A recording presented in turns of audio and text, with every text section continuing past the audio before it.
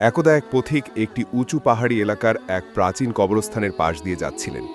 হঠাৎ তার চোখে পড়ল তিনটি পাশাপাশি কবর, যার প্রত্যেকটির উপরে কিছু কথা লেখা রয়েছে।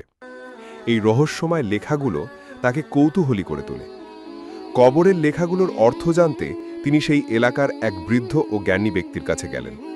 বৃদ্ধ ব্যক্তিটি তখন বলতে শুরু করলেন সেই তিন ভাইয়ের বিস্ময়কর কাহিনী, যাদের কবর তিনি দেখে এসেছেন। তিন ভাই ও তাদের জীবন। এই কবরগুলো ছিল তিন ভাইয়ের। প্রথম ভাই ছিলেন বাদশাহর একজন প্রভাবশালী উপদেষ্টা, যিনি ক্ষমতা ও সম্মানের জীবনযাপন করতেন।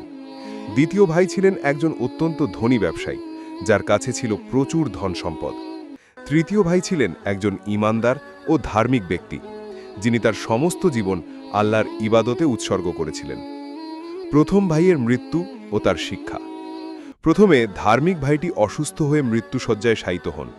তার অন্য দুই ভাই তাকে দেখতে এলো। তিনি বলেন তার কোনো পার্থিব সম্পত্তি বা শেষ ইচ্ছা নেই, তবে তিনি একটি অনুরোধ করেন, তার মৃত্যুর পর যেন তার কবরের উপর লিখে দেওয়া হয়, পার্থিব জীবনের সফলতা কি কোনো কাজে আসতে পারে। তার মৃত্যুর পর ব্যবসায়ী ভাইটি এই কথা কবরে লিখে দেন।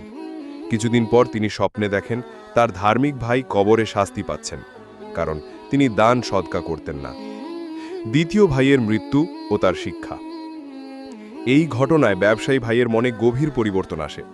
তিনি বুঝতে পারেন ধন সম্পদ পরকালে কোনো কাজে আসবে না। তাই তিনি তার সমস্ত সম্পদ বিলিয়ে দিয়ে আল্লাহর পথে বেরিয়ে পড়েন।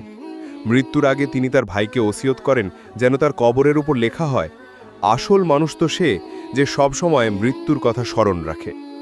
তার মৃত্যুর পর বাদশাহর উপদেষ্টা ভাইটি কবরের পাশে গেলে একটি আওয়াজ শুনে ভয় পান। রাতে তিনি স্বপ্নে ভাইয়ের কাছ থেকে উপদেশ পান পৃথিবীর মায়া ত্যাগ করার জন্য। তৃতীয় ভাইয়ের মৃত্যু ও তার শিক্ষা।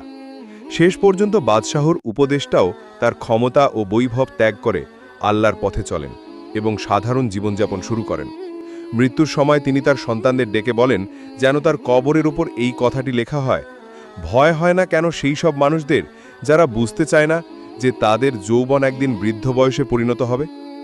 তার মৃত্যুর পর তার ছেলেও বাবার স্বপ্ন দেখে এবং সৎ পথে জীবন কাটানোর শিক্ষা পায়। কাহিনীর সারমর্ম। বৃদ্ধ ব্যক্তিটি কাহিনী শেষ করে বললেন, এই হলো সেই তিন ভাইয়ের কবরের সত্য ঘটনা। তাদের জীবন আমাদের এই শিক্ষা দেয় যে ক্ষমতা, সম্পদ বা যৌবন কোনো কিছুই চিরস্থায়ী নয়। সত্যিকারের সফলতা হলো পরকালের জন্য প্রস্তুতি নেওয়া, সৎ পথে চলা এবং আল্লাহর ইবাদত করা। পার্থিব জীবনের মোহ ত্যাগ করে যারা পরকালের কথা স্মরণ রাখে, তারাই প্রকৃত জ্ঞানী ও সফল।